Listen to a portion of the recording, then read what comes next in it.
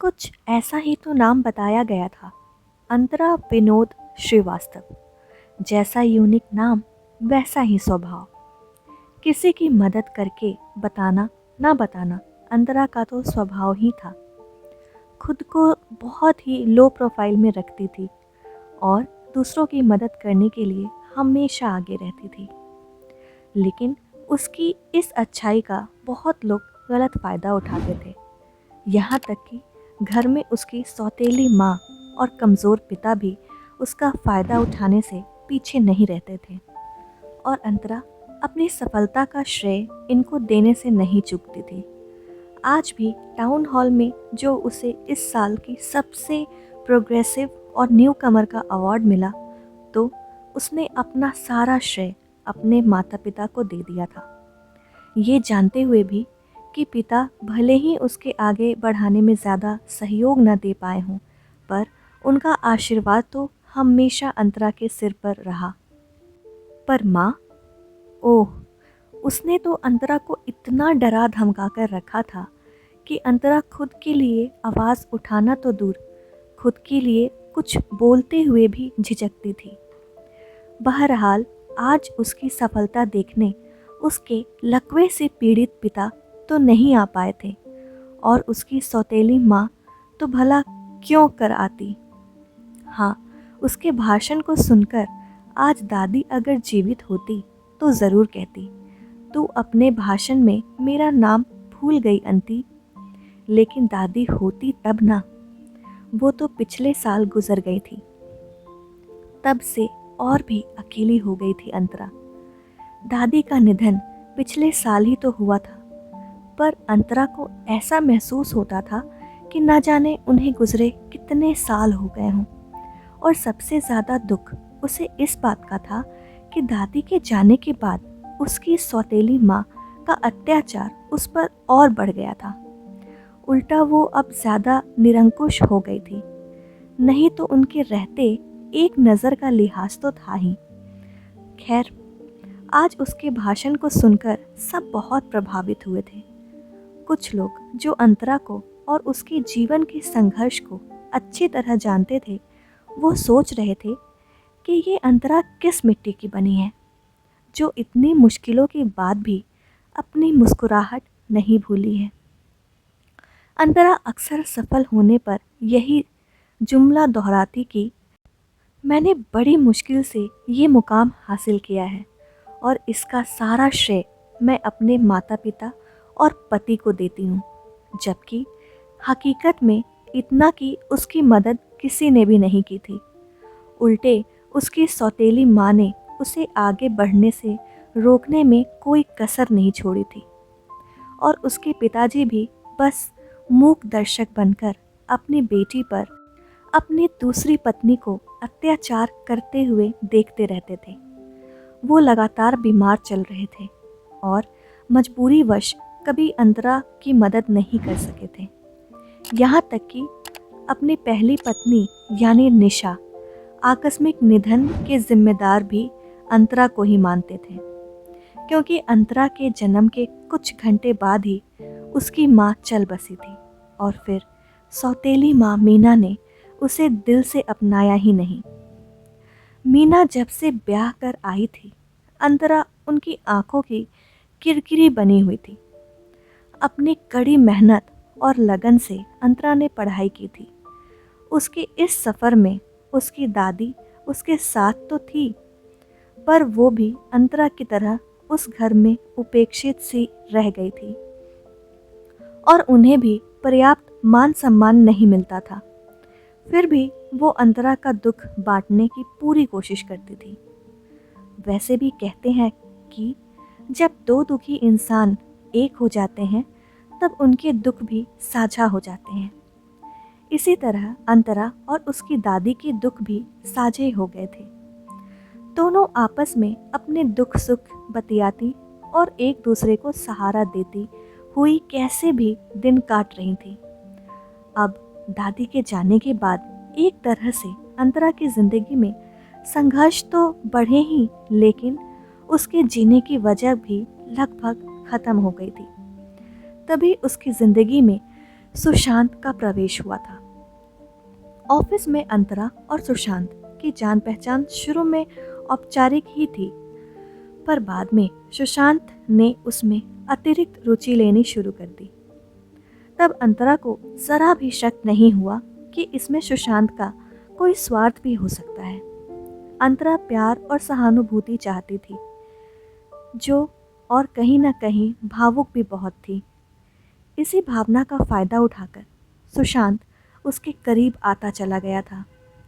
हालांकि सुशांत को अंतरा अच्छी तो लगी थी, लेकिन वो अपना फायदा भी देख रहा था कि अंतरा नौकरी पेशा है और व्यवहार कुशल भी, तो इस तरह से कमाने के साथ साथ घर भी संभालेगी और सुशांत के खर्चे में हाथ भी बटाएगी। यही सब सोचकर सुशांत ने उसके सामने विवाह का प्रस्ताव रखा। अंतरा ने खुशी खुशी सुशांत के प्रस्ताव को स्वीकार कर लिया। सुशांत के घरवाले जब रिश्ता लेकर आए तो उसकी सौतेली माँ को बिल्कुल पसंद नहीं आया। कहानी में आगे क्या हुआ? प्रिय दोस्तों, अब तक आपने सुना कि अंतरा की सौतेली माँ उस पर बहुत कहर ढाती थी और उसे मुफ्त की नौकरानी समझकर खूब काम करवाती थी। वो किसी भी कीमत पर कभी भी अंतरा की शादी नहीं करवाना चाहती थी, लेकिन रिश्ता लड़के वालों की तरफ से आया था तो वो क्या कर सकती थी। उसे हार कर बात माननी पड़ी थी। अंतरा के पिता केशव जी अपनी बेटी का घर बसता हुआ देखकर बहुत खुश थे और अंतरा सुशांत की दुल्हन बनकर उसके घर आ गई। उसकी जिंदगी का एक नया अध्याय शुरू हो गया था। अंतरा अपनी जिंदगी में सुशांत से जुड़ जाने से बहुत खुश थी। वो शादी के बाद भी नौकरी भी करती और घर भी संभालती थी। शुरू में तो सुशांत के खर्चे राशन वगैरह में खर्च करता, पर धीरे धीरे सुशांत ने घर की किस्त और बाकी खर्चे का भार भी अंतरा पर डालना शुरू कर दिया और खुद की ज़िंदगी में सहूलियतें और सुविधाएं बढ़ाने लगा, जिससे कि वो अक्सर कहीं भी जाना होता तो टैक्सी लेकर जाता, जबकि अंतरा काफ़ी कंजूसी से खर्च करती थी। इसके अलावा सुशांत फ्लाइट से आना जाना ज़्यादा करता था, वो भी बिजनेस क्लास में, जो कि अनावश्यक विलासिता थी और इससे घर का बजट भी डामाडोल होता था।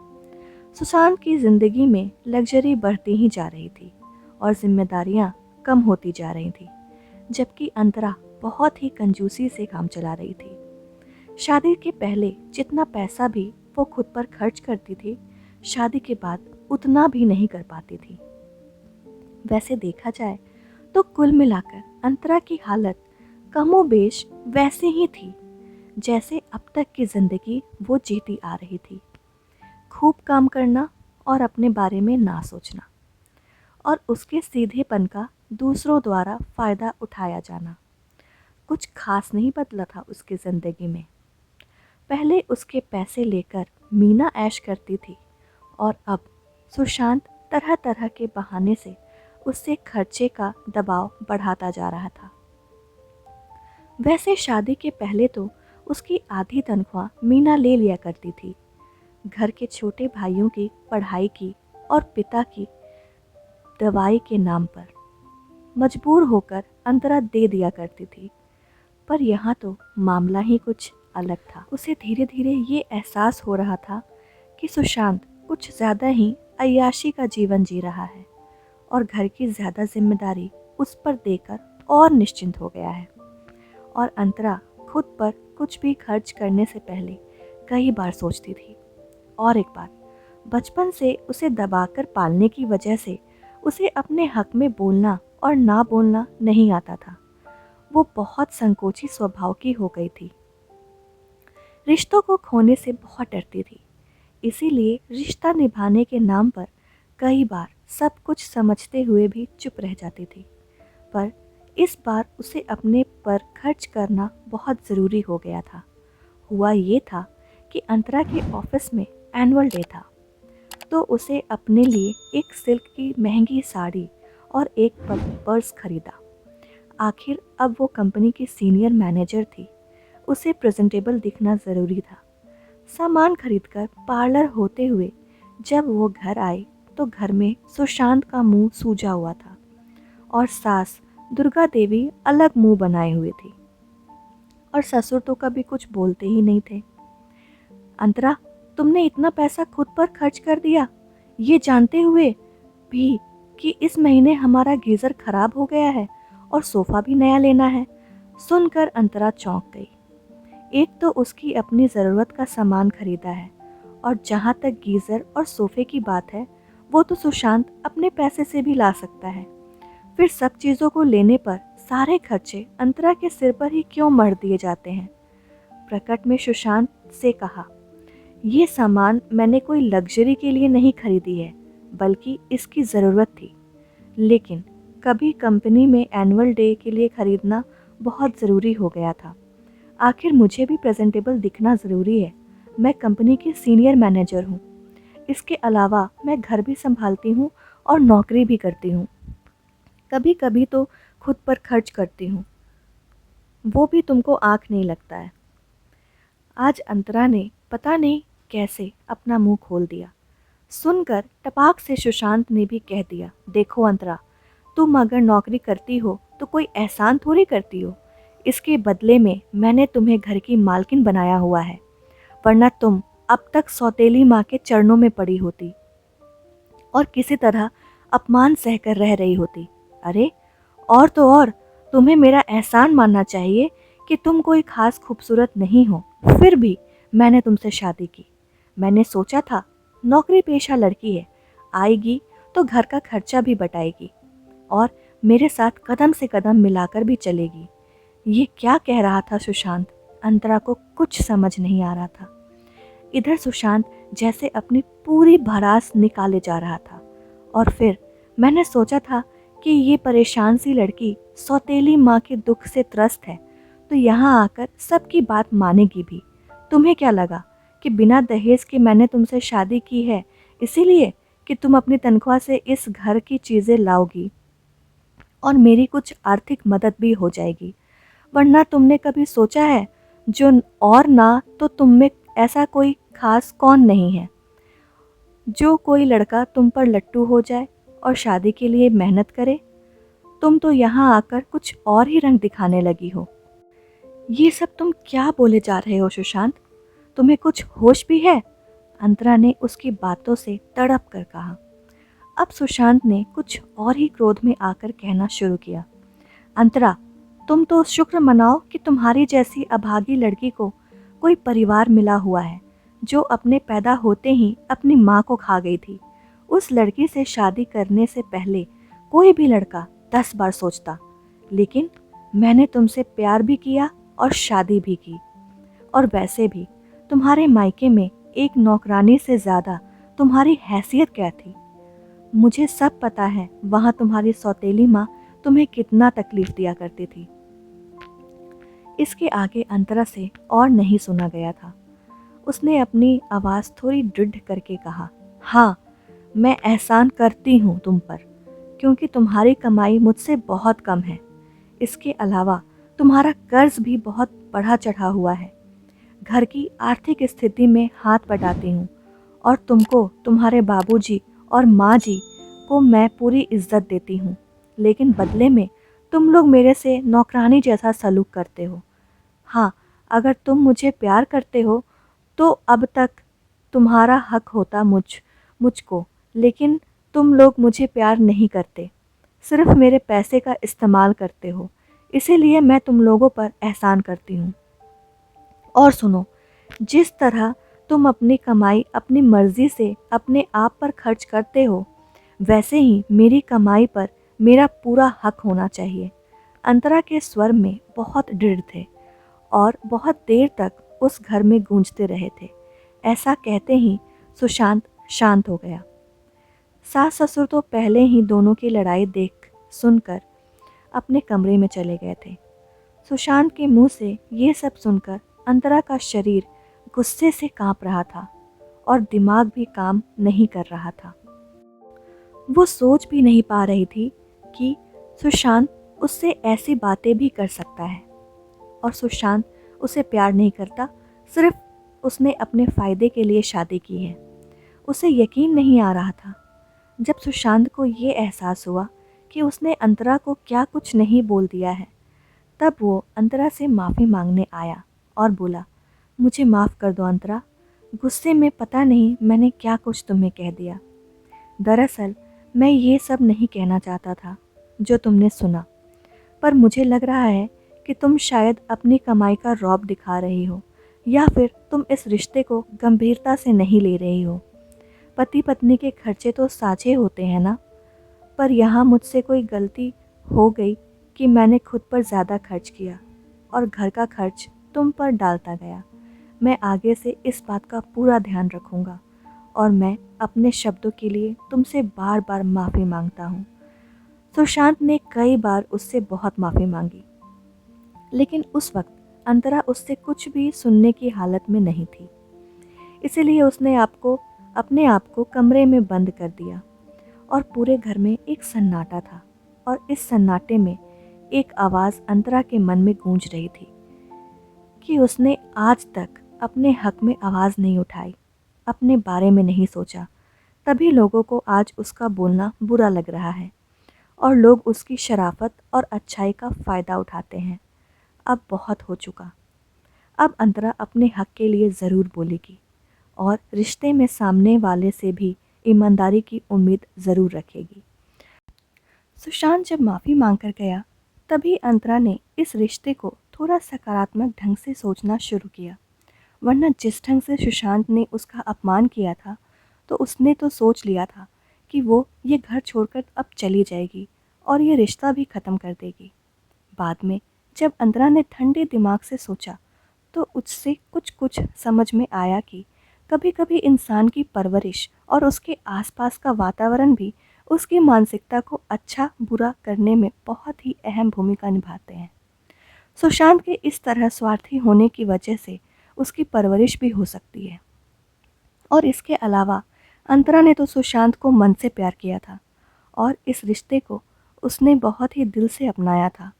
शादी से जुड़े हुए रिश्ते और जिम्मेदारियों को उसने बहुत अच्छे से निभाया था।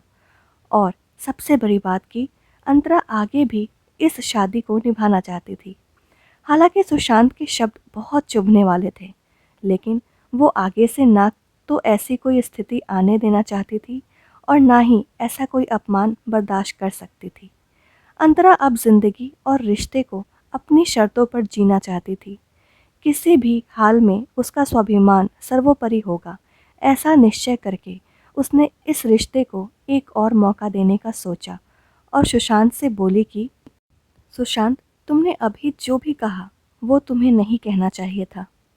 पति पत्नी के झगड़े होते हैं, लेकिन उसमें पर्सनल कमेंट नॉट अलाउड। और इसके अलावा धीरे धीरे तुम मुझे समझने की कोशिश करोगे और घर के खर्च में दोनों का साझा होगा। अब हमारे रिश्ते बेहतर बनेंगे। जब हमारा रिश्ता साझा है तो खर्च भी साझा होगा। इसके अलावा अगर दोनों में से किसी की सैलरी बढ़ेगी तो उसका जश्न पूरा परिवार मनाएगा, क्योंकि परिवार में सब एक दूसरे के लिए होते हैं। मैं कोई शर्त नहीं रख रही, पर अगर सही समझो तो दोनों को मिलकर परिवार चलाना होगा।